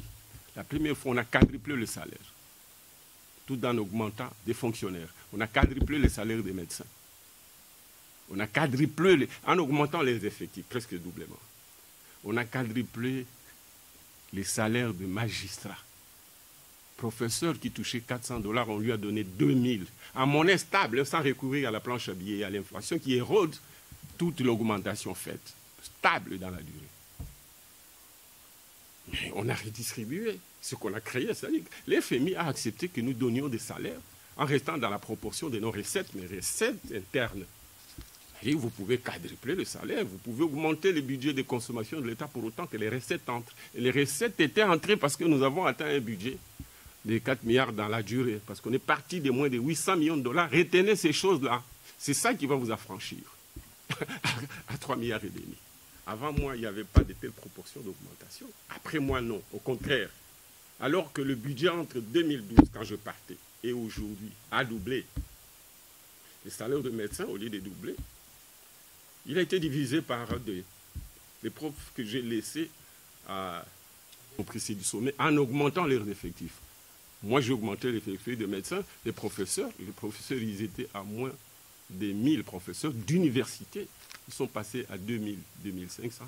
Vous augmentez les effectifs et vous leur donnez les salaires 3 fois, 4 fois plus. Donc, il n'y a pas de magie, c'est tout simplement une gestion transparente. Alors, maintenant, ces détournements, c'est parce que la plupart, et ça vient généralement des gens qui ne sont pas redevables du peuple. Ils sont arrivés par la ruse, par la force, ils s'en foutent, parce qu'ils pensent qu'ils peuvent se maintenir par la force, par la ruse, et que le peuple n'a pas de compte à leur demander, parce qu'ils sont capables de se perpétuer au pouvoir sans lui. Je ne dis pas que tout était parfait à notre époque, mais les éléments objectifs sont ceux-là, sauf si on peut me contredire qu'on n'a pas doublé le salaire, qu'on n'a pas quadruplé le budget de l'État. Ça n'a jamais eu lieu avant, et ça n'a plus eu lieu après que nous soyons partis. C'est très, très important d'avoir ces éléments d'aventure pour dire que dans notre pays, il y a moyen de travailler avec des partenaires, là je vous rejoins, extérieurs, en respectant un certain nombre de lois au niveau officiel. Quand je parle de l'Occident capitaliste, c'est ça, c'est la logique capitaliste par définition. Mais le capitalisme a besoin des rapports de force entre lui, les dirigeants politiques, et le peuple comme force sociale. Ça manque beaucoup chez nous, d'où c'est que nous déplorons là. Voilà, nous sommes pratiquement arrivés à la fin, mais je ne sais pas, Monsieur le Premier ministre, avec votre permission, il y a une question du public, il y a aussi un collègue qui insiste, si vous acceptez que nous prenions ces deux dernières questions. Oui, allez-y. Voilà, je commence par la question du public, c'est donc sur la question du RAM. Il me semble bien que le public veut savoir, du moins la personne qui est dans le public veut savoir que le RAM est aujourd'hui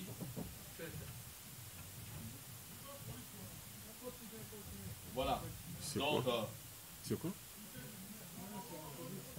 le RAM est aujourd'hui apparemment voilà.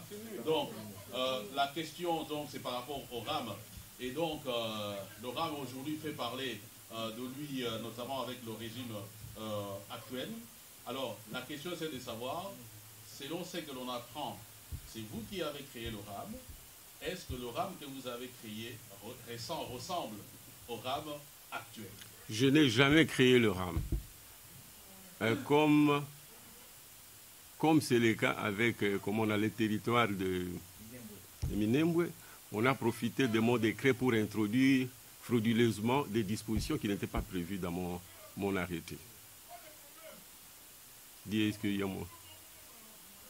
Ces délinquants-là, est-ce qu'il faut les dégager? Moi ça m'indispose. Eh bien, Je n'ai jamais créé les RAM.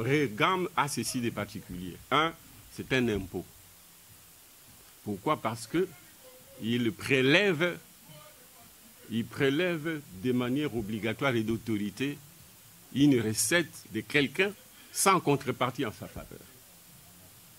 C'est un impôt qui a été abusivement institué par le gouvernement et qui correspond même à une haute trahison, si on ne l'annule pas. On ne peut pas prendre par un acte réglementaire, qu'il soit décret, qu'il soit un arrêté, créer un impôt. Même si on crée comment je peux dire, effectivement, on peut avoir un arrêté qui crée l'impôt, un décret, mais on ne fait pas qui crée l'impôt, mais qui institue l'impôt en partant de la loi qu'il a créée. Donc il n'existe pas une loi qui crée les RAM, il existe ce décret du Premier ministre en violation des lois de la République, en ce que le gouvernement ne peut pas créer un impôt et faire un prélèvement obligatoire sur les citoyens. Ce que moi j'ai créé, c'est un revenu sur prestation.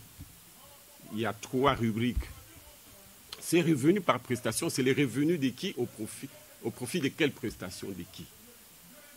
C'est l'ARPTC, qui est l'autorité de régulation de la poste et des télécommunications, qui preste en faveur des sociétés de communication, Vodacom, Airtel et autres, et qui lui demandent des services et qui sont facturés par la RPTC pour ces prestations-là. C'est ça que nous avons institué par décret. Mais ce qu'eux, ils ont fait, c'est un impôt parce que ça prélève sans autorisation, sans contrepartie, et sur les revenus des consommateurs, si vous voulez, de ceux qui importent, plutôt de ceux qui, comment je puis dire, communiquent avec les téléphones, ils achètent des unités, ils les mettent dans l'appareil et automatiquement on prélève.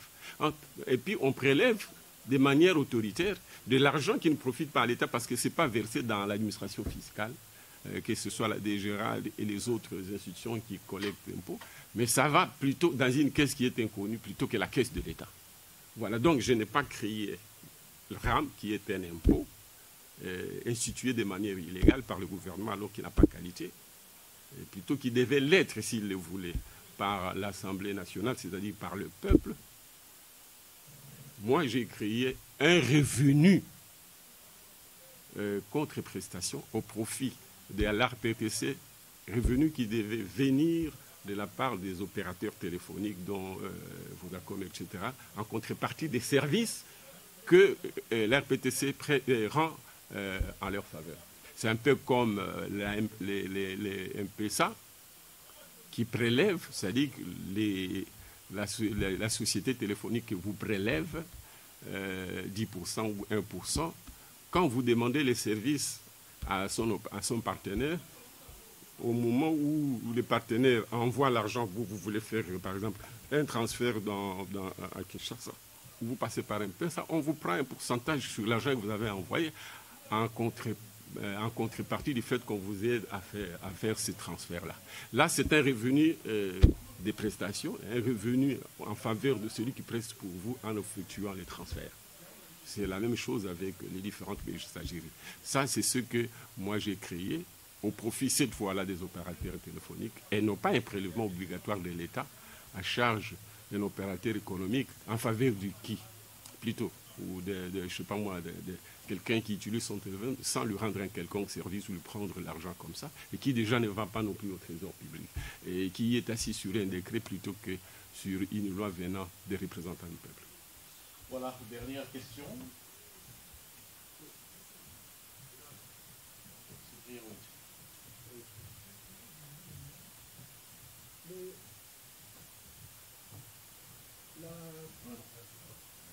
La Cour internationale de justice vient de condamner l'Ouganda à payer 335 millions.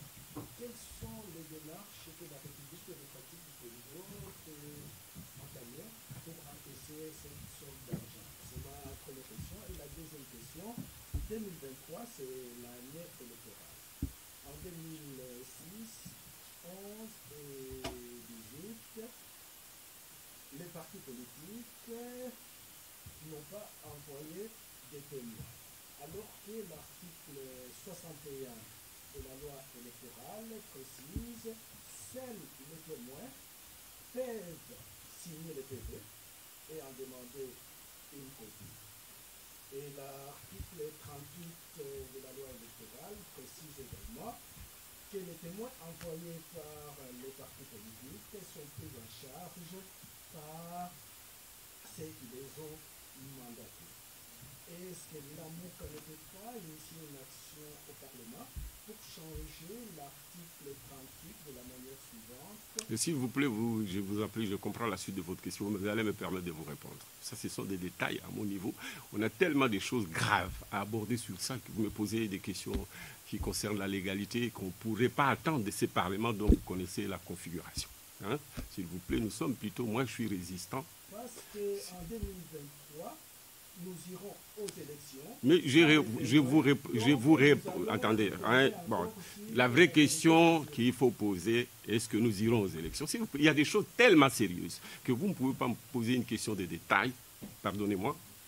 Peut-être que je n'ai pas chité, hein, je chite. C'est-à-dire demander au gouvernement. Quel gouvernement? C'est-à-dire, vous ne comprenez pas mon problème. Vraiment, et je vous pardonne. Je vous demande pardon. Soyons plus sérieux avec des choses plus sérieuses. Vous me posez une question de détail sur une question qui est très profonde qu'on aurait pu aborder, toi et moi. Vous me demandez de demander à quel gouvernement, même s'ils étaient... Non, je demande à la MOUCA, au Parlement, d'initier une loi qui modifie l'article 38 en disant que les témoins envoyés par les partis politiques doivent être supportés par l'État. Parce que si nous avons eu des problèmes en 2006, 2011, 2018, c'est parce que les partis politiques n'ont pas de possibilités financières pour payer les témoins qui exigent de l'argent alors que seuls les témoins peuvent avoir les PV. Et les PV, c'est la pièce judiciaire qu'on peut présenter à la Cour constitutionnelle. Alors, on se trouve à la Cour constitutionnelle sans les PV et on donne l'occasion aux autres. Est-ce qu'il n'y a pas moyen, par exemple, de sensibiliser tout le monde à ce que... Merci beaucoup. Vous avez chuté. Vous avez chuté. Oui. Vous avez chuté. Comment vous pouvez avoir une si brillante intelligence mais pour aborder des questions, des détails, tout en sachant que, la Cour constitutionnelle, elle n'est pas sur une dimension technique. Ce n'était pas un problème technique. C'est la volonté d'organiser la fraude. Qui ne savait pas que Martin Fayulu avait gagné? Qui ne savait pas? Les résultats étaient bien sortis dans les urnes, mais on les a mis de côté. On a fabriqué des résultats, même si nous avions mis en place des témoins. Mon frère, Witch. Mon frère... Est-ce qu'on peut terminer la discussion? Je vous ai écouté. C'est la deuxième fois que je vous pose cette question. L'autre fois, quand vous étiez venu ici, on vous avait fait une conférence de presse dans notre salle. Mais c'était avant les élections. Avant les élections. Mais je vous ai posé la même question. Et la même question se répète. On aura les mêmes problèmes en 2023 parce que la CENI fait les élections comme si on faisait l'examen sans surveillance. Et lorsqu'on fait un examen sans surveillance, qu'est-ce que les élèves vont faire? C'est de tricher. C'est pourquoi la CENI triche. Parce qu'il n'y a pas de témoins. Si on envoie des témoins partout, on a 75 000 PV. On peut faire notre centre de compilation autonome et on va calculer. La CENI ne trichera pas. J'ai fait une étude depuis 2015. 2005 à 2018. Merci Neko. Merci. Je peux vous remettre mon étude. Merci beaucoup. Merci. Vous nous répondez? Non. Okay. Non, je ne réponds pas. Merci beaucoup. Voilà. C'est donc sur ce que nous allons mettre un terme à cette conférence. Merci à M. Mouzito comme orateur du jour. Merci également aux collègues qui sont arrivés, disons, qui sont venus pour participer à cette conférence de presse. Merci pour m'avoir suivi. Nous allons augmenter davantage l'intensité pour ce qui est de la communication. Nous devons travailler très sérieusement en tant que peuple, en tant que parti politique. Vous savez ce qui nous est arrivé en 2018, c'est-à-dire la fraude organisée, les députés fabriqués. Vous savez que M. Martin Fayulu avait réellement gagné les élections. Je pense que l'AMOUCA pourra gagner les prochaines élections, mais nous voulons qu'elles soient transparentes. D'où nous demandons qu'on puisse dépolitiser la CENI Et nous exigeons que les élections soient organisées dans les délais constitutionnels, mais pourvu qu'elles soient libres, transparentes et qu'elles se fassent dans la cohésion pour l'unité de notre pays, pour le rétablissement de la souveraineté de notre peuple. Merci pour cette émission, chers amis, et cette conférence à laquelle vous avez participé activement. Je vous remercie encore. Voilà, merci à tous, merci d'être venus.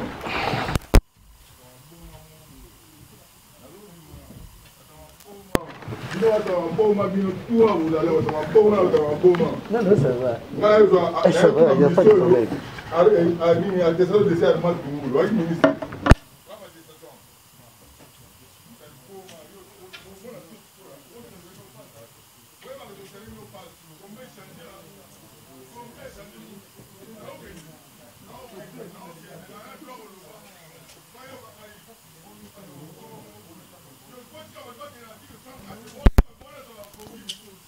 Après ça sera...